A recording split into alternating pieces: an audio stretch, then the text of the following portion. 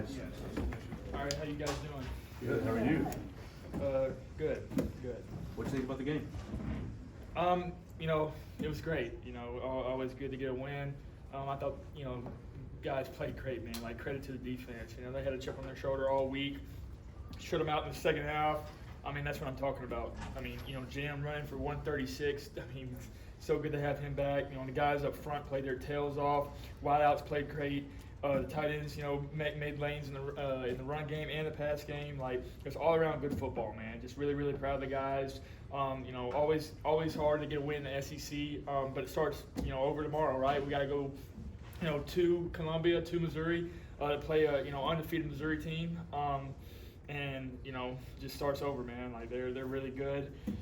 24-hour rule. What's going through your mind when you celebrate with Jam in the end zone there at the end?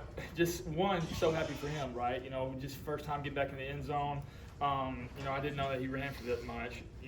Just fed him the ball 22 times. That's been my dog since freshman year, right? We were roommates. Me and his family are close. My family and his family are close. Me and his girlfriend are really tight. I'm just so proud of him, man. Honestly, I'm just so proud of the guys up front. How did it feel as an offense to get the second to last drive, 8 minutes and 29 seconds, to basically put the game away and kind of impose your will on Vanderbilt? It's one, like, all coming together and having good plays, right, is always great. I think that's what killed us in the first half, right, and it's really my fault. I'm looking at the stats. We had too many negative plays from, holdings.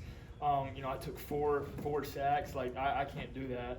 I got to throw the ball away, and just negative plays in general, right? I think that's what kind of set us back. But we got on track in the middle first half to the second half, right? Just all around good football by the guys, man. Like I said, like really proud of the group overall. Ty, your ability to make some plays off script, scrambling, moving around, buying some time and everything. Have you always had that, or is that something you're getting better at? Yeah, I think both, right? I feel like that I've done it, for a long time since high school. But I feel like I've evolved, just from playing. But the guys in general, right, have a good sense of getting open and understanding like scramble rules, right? Sometimes I get out of there too quickly when there's a good pocket. Just looking back at the iPad on the sideline, right? Like, the guys up front are doing a good job, and I got to step up and make the play. But credit to the wideouts and just everybody else is like getting open. You know what I mean? Because it's hard. Scramble rules. People don't really have a good feel for that. And these guys here, man, like, just very, very impressed. What makes a good 2-minute drill like the one before the half, and why are you guys so comfortable in that? One, right, it starts with our coaches. We practice it every week. We have confidence. Two, it starts with the players, right? We got just a ton of good players around us, and we all understand, like, hey, we got a job to do. We got to go score points. And three, just trust. We talk about trust all the time and communication and on offense, right? We all trust one another. Like, I think this is one of the most tight-knit groups I've ever been around. And there was no doubt in our mind that when we got the ball in that 2-minute drill the first half that we were going to go score. Like, there was no doubt in our mind. We have too many good players on offense, too many playmakers, and that's all we needed to do, just get those guys the ball. What does that do before going into halftime with a drive like that? Yeah. It seems like you guys have done that for the last few weeks. Huge momentum swing, right? We talked about the middle 8 all the time as a team. The middle 8, for people who don't know, right, it's the middle 4 minutes in the first half and the beginning of 4 minutes in the second half. And there's a crazy stat, like, whoever wins that middle 8, those minutes, pretty much wins the game. It's a crazy stat. And we talk about that all the time. I know it was tied, but that was huge for one, going into halftime, tied. And two, our defense doing a great job of, getting a stop when it came out. Like, looking at the stats, shutting them out, that's a really, really good offense with a really, really, good players on offense, really coached up. They do a lot with double sliders, movement. Like, that guy's a good player. Their receivers, their running backs, like, that is a really, really good offense. And so our defense stepping up and doing a good job, man. Like, I'm just really proud of those guys in general. Like, they told us all week, like, we got a chip on our shoulder. Last year was gone, but it's never forgotten. We said it all week, so just really proud of the guys. Talk us through the touchdown pass to Ryan. You're rolling right, and then he breaks back left, and you find him. Yeah, that was a little bit of improvising in that one. You know, I'm gonna get a mouthful when we go watch it tomorrow. But yeah, you know, we knew that we were gonna play in man coverage in the red zone. We coached it up all week. You know, we had a naked boot play. Everybody went to the right. You know, the end kind of looped around. I kind of tried to buy time, and like I said earlier, like Ryan has a really good feel for scramble rules, and he just got open because that's what good players do. So credit to him, man, and everything that he's done. And I mean, I'm looking at his stats right now, like 6 catches for 98 yards. Like I expect him to do that. Like that's what good players do. So. Well, Todd, what was the adjustments made at halftime? Because you guys left some points on the home field. I'm sure you felt like. What was the key to finishing drives and pulling away? Yeah, like I said, we need to eliminate the negative plays. I mean, that starts with me. Like the 4 sacks, like that's unacceptable. Like my guys work so hard up front, and I gotta, have their back and not take sacks when I'm trying to make plays. I gotta protect the ball. Throwing interceptions, like that's ridiculous. And I think, coming out, we just communicated a lot better, right? We kind of calmed down. We were amped up a little bit.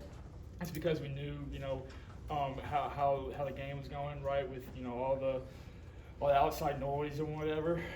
But we just communicated, and we knew that it's going to be a heavyweight fight, right? Last week was a heavyweight fight. This week was a heavyweight fight. Next week's going to be a heavyweight fight. Like this stretch of SEC games, like it's like the NFL, man. Like every week is going to be a hard week, and so the guys understand that, like it's a 4-quarter game. Like SEC ball is different than any other else ball. So. How strong a sense do you have of the confidence these guys have in you right now, Ty? What does that do for a quarterback to know when you have that around you? One, right? I think their confidence in me comes from me having confidence in them, if that makes sense, right? Like, I have so much confidence in my guys and what they do. And that's kind of the reason why I say, because I love this group and I love this team and I love, the city of Tuscaloosa, right? And I just love playing for them, honestly. Like, I'm just really, really happy and blessed to be here, play with a good group that we have. And I just, no matter what happens in the game, I just want to make sure that I play for my brothers. And everybody on that team, everybody in the building, and the Mount Moore facility is family to me. And I'm going to make sure that I fight my tail off to get the win for those guys. You mentioned the interception. Can you talk us through what you saw, the play calling, just kind of what Yeah, play? that's just bad ball on me. It was a short yardage play, right? We knew that they were gonna, play one high zone when short yardage, but we talked about it all week. Hey, corner fall off, right? And so we did a little play action play to where it was a little flood concept, 3-level stretch. On the post, the corner took the post and gave it to the safety. Fell off on the flood. I didn't see it, and I threw it right to him. It's just unacceptable on my part. I got to protect the ball in the fringe area. I can't take sacks. And I cost our team points. Every time that we get down there, right, that's got to be points. And to be the best offense in the country, that's pretty much no excuses, right? So I let my team down on that one, and I'm gonna make sure that doesn't happen. Ty, you've waited a long time to play games like this, to start games like this at home. Do you feel like you enjoy it, appreciate it, maybe a little bit more, having waited as long as you did? Yeah, no, definitely. I mean, like, don't want to say took it for granted, but like me sitting those years, right? Like you get a little, feel like, man, like I would love to be out here. I remember those games when I was, not playing, like the Texas game, the SEC championship game, and games like that. Like, man, that's my dream. Like being able to play in SEC games like that, and honestly, like makes me love the game more. Like, like I said earlier, like the amount of love I have for the guys, my coaches, the people, and the Mount Moore facility, right? It's undeniable, and just because of me sitting, like it just gives me a sense of like, man, like I love this game, like I love the people, like, and God's blessed me to be on this platform, and I'm gonna make sure that I give Him all the glory and I do it in His name. How can you speak to how important falls are for your family? You're always asking about your dad's score after your games. He's doing the same thing back in Martin. Your mom was at Graham's game last night, so was your sister. They made the drive to Tuscaloosa.